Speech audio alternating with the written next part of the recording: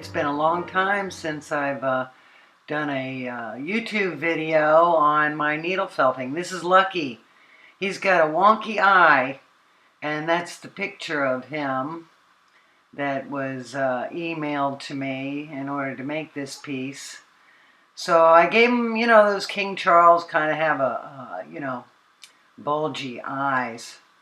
And so I'm finishing up with the white wool to finish up the neck and put them, into the frame.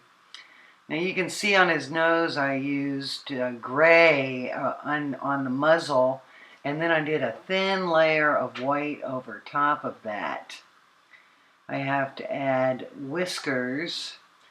These are the paws, and I have to color those, and they're going to go side by side inside the frame, which I'll show you coming up here in a little bit.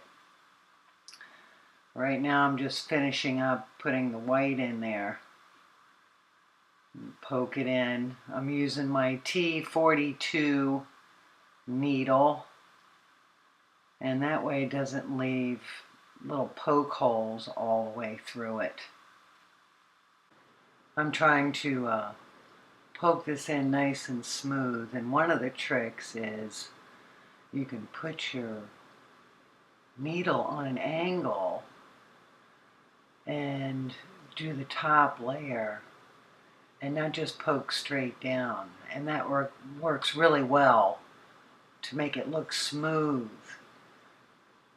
And just touching up the areas there and making that look great. For the ears, I mix sienna and a chocolate brown and mix those two colors together. And then when I made the ears, I twisted the fabric with the two colors and poked it in a kind of a curly way. And not all of it's poked in.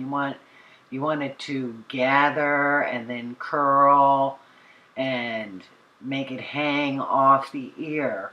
And the ear also has, I cut a piece of felt and then needle felted those two colors in a curly like way, and then attached them to the dog head.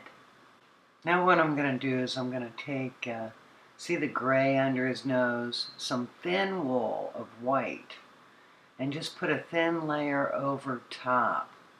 And it tones down the color of the gray and just gives it a better dimension. And you have to poke that in kind of even, and you can see the difference from one side to the next.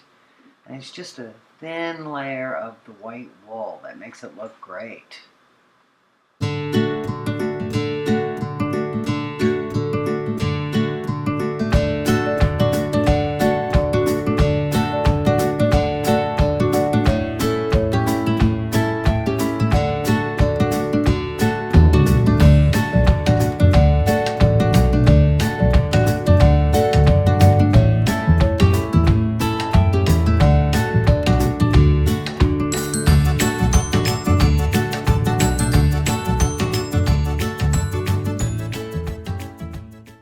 Now I want to see what it's going to look like in the frame, make sure it fits in there, so I'm just going to place it inside the 6x6 shadow box frame.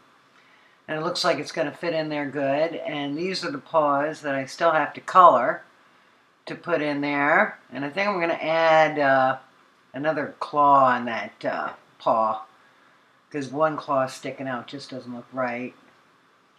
And yeah, and that's what it's going to look like, kind of sticking out of the frame there, which I think looks good. And you can adjust your ears any way you want.